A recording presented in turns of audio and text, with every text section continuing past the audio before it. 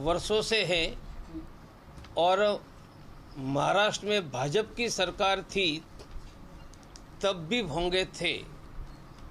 सर्वोच्च न्यायालय ने आदेश दिया है कि रात को 10 बजे के बाद और सूर्योदय तक कोई भोंगा नहीं बज सकता है।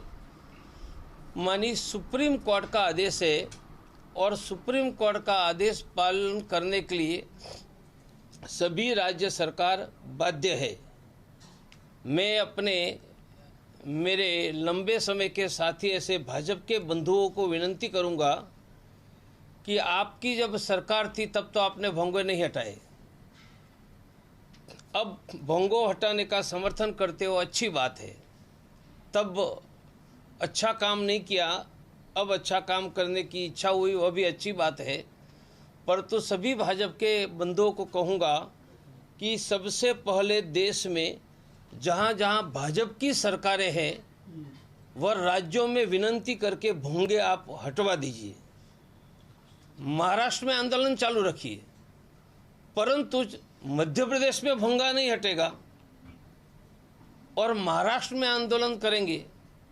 गुजरात में भोंगे नहीं हटेंगे और महाराष्ट्र में आंदोलन करेंगे। भोंगे माने लाउड स्पीकर देश के लोगों के लिए, यह तो उचित नहीं है। दूसरा मैं सुझाव दूंगा कि जब सुप्रीम कोर्ट का आदेश है तो केंद्र सरकार को प्रत्येक डीएम, कलेक्टर और एसपी को भोंगा हटाने का आदेश देने का अधिकार है। तो मेरे साथी, और मैं नाम नहीं दूंगा, पर आजकल हिंदुत्व का थोड़ा मुझसे भी ज़्यादा कूदकर बात करते हैं, तो मुझे आनंद आया कि पहले मैं अकेला करता था, अब सब करने लगे हैं। तो आप केंद्र सरकार से 48 घंटे में लाउड स्पीकर हटाने का आदेश डीएम, कलेक्टर, एसपी को सुप्रीम कोर्ट के आदेश के आधार पर दिलवा दीजिए, तो भोंगा का प्रश्न पूरा हो जाएगा। भाजपा की सरकार है तब लाउड स्पीकर हटाने की बात नहीं करेंगे और दूसरों की सरकार है तब करेंगे। ये बुरा लगता है, किसी भी सरकार में करेंगे। आज से 10 वर्ष पहले लाउड स्पीकर भोंगा हटाने की मांग इसी महाराष्ट्र में हमने करवाई थी और पिछले 2 वर्षों से उत्तर प्रदेश में यह मांग हमारे द्वारा चल रही है। तो मैं चाहूँगा कि पूरे देश में मस्जिदों से लाउड स्पीकर हट जाए और कान के डॉक्टरों का थोड़ा बिजनेस कम हो, क्योंकि लाउड स्पीकर के कारण फिर सुनना कम होगा जाता तो कान के डॉक्टर पर जाना पड़ेगा।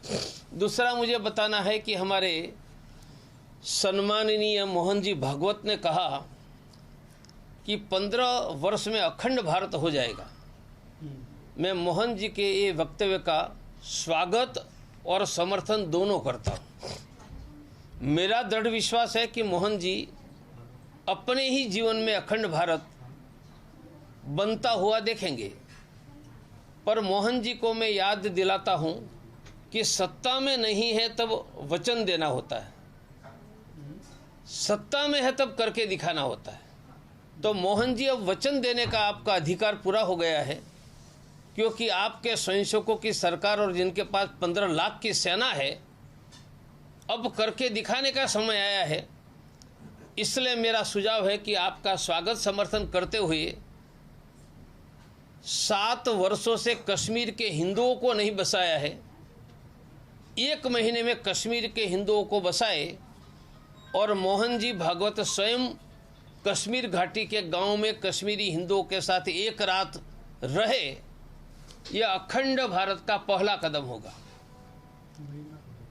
दूसरा कदम पीओके, पाक अधिकृत कश्मीर पर कब्जा करो और मोहन जी वहां जाकर संघ की शाखा लगाओ। प्रवीण तोगड़िया इस शाखा में नमस्ते सदा वत्सले करने के लिए आएगा। मैं स्वयंसेवक के नाते आप सरसंघ चालक हूँ, पर पीओके में संघ की शाखा लगाओ। मोहन जी सरसंघ चालक सलामी प्रणाम ले और प्रवीण तोगड़िया खड़ा होकर प्रणाम करे। ये पीओके में करवाओ। दूसरा चरण है यह 6 महीने में पूरा करो। भारत की 15 लाख की सेना है, रसिया यूक्रेन में घुस सकता है तो पीओके तो हमारे बाप का है, घुसो। और तीसरे चरण में पाकिस्तान पर हमला करो और मोहन जी उस समय टैंक पर बैठकर आप जाओ, आपकी टैंक जहाँ से गुजरती हो उनको सफाई करने का काम प्रवीण तोगड़िया आपके पीछे करेगा। तो मेरा मानना है कि इतना बड़ा उत्तम समय अखंड भारत के लिए पहले नहीं आया था, आगे आ सकता है। तो अखंड भारत का डॉक्टर केशवराव बलिराम हेडगेवार का स्वप्न आप पूरा करवाइए।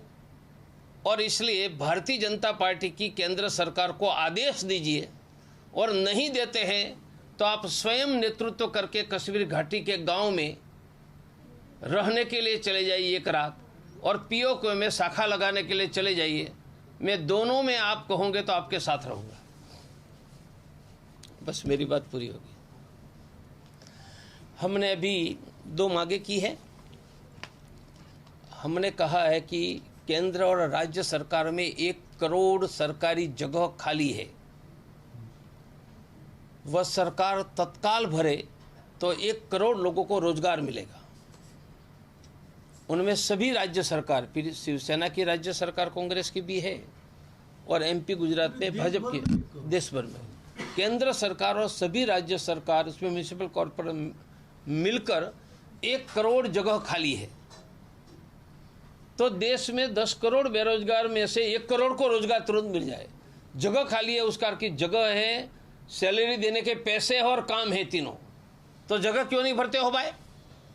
और सैलरी आपको आपके जेब से नहीं देनी है, प्रजा के टैक्स से देनी है। और सरकार ने यह नहीं किया तो प्रवीण तोगड़िया 10 करोड़ बेरोजगारों को लेकर निकलने वाला है। हमारी दूसरी मांग है कि सरकार ने ई श्रम कार्ड बनाकर बहुत अच्छा काम किया है। अभी मैं मध्य प्रदेश में था तो जो बैठे थे पूछे कितने लोगों ने ई श्रम कार्ड बनवाया, तो 80% ने बनवाया था। तो जिन्होंने ई श्रम कार्ड बनवाया है उनके बैंक अकाउंट में सरकार हर वर्ष 6,000 रुपया जमा करवाए। ये दोनों गरीबी दूर करने के हमारा सुझाव है।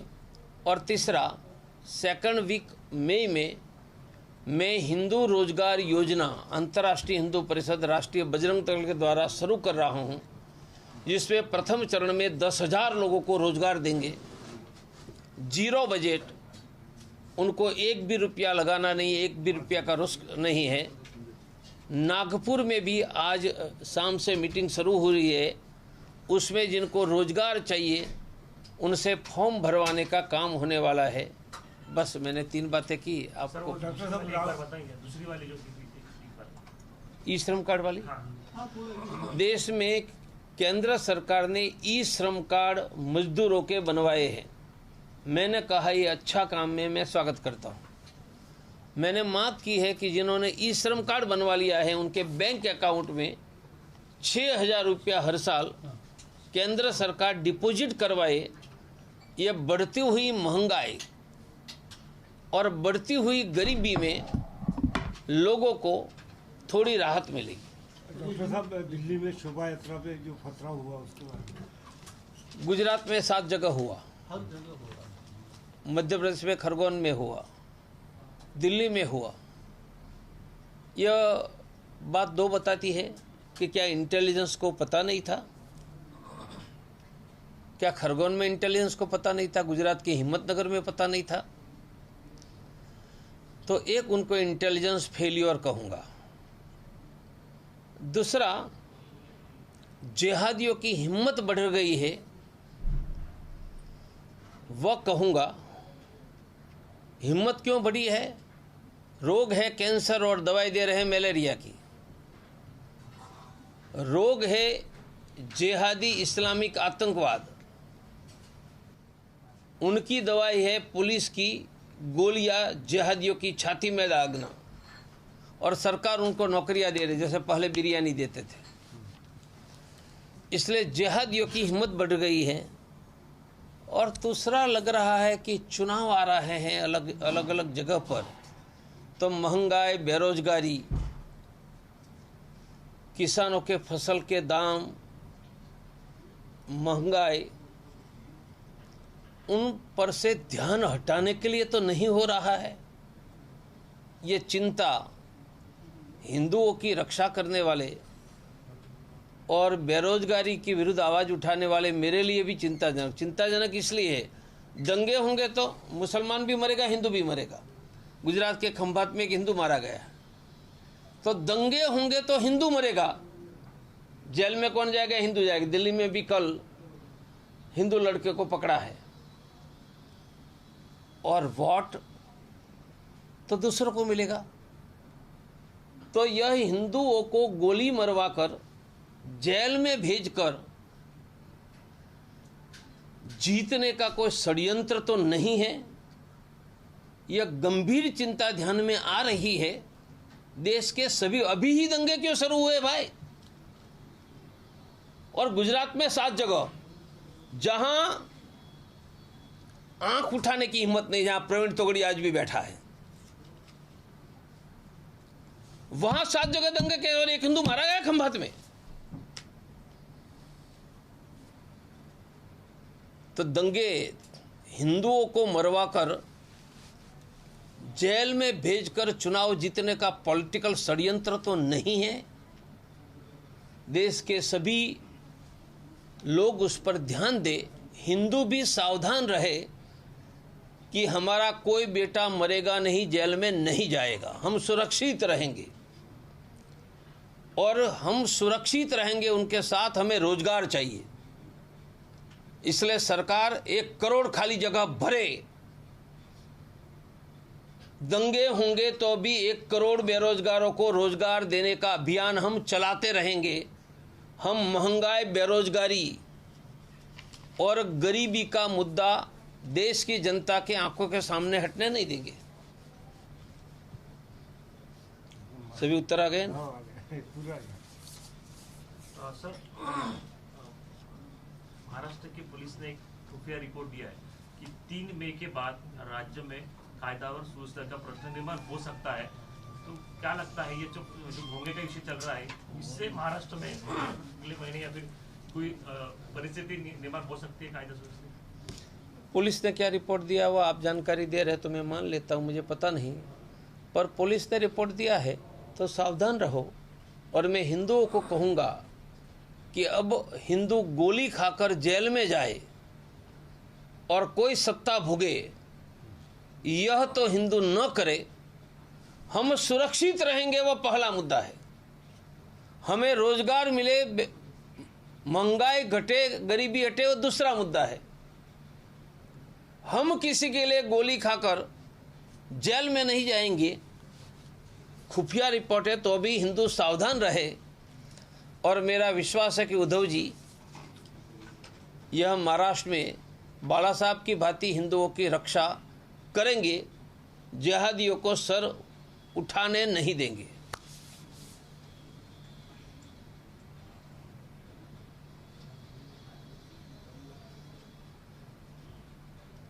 तो आप ये मानते हैं कि महाराष्ट्र में जो महाविकास आघाड़ी की सरकार है वो अच्छा काम कर रही है?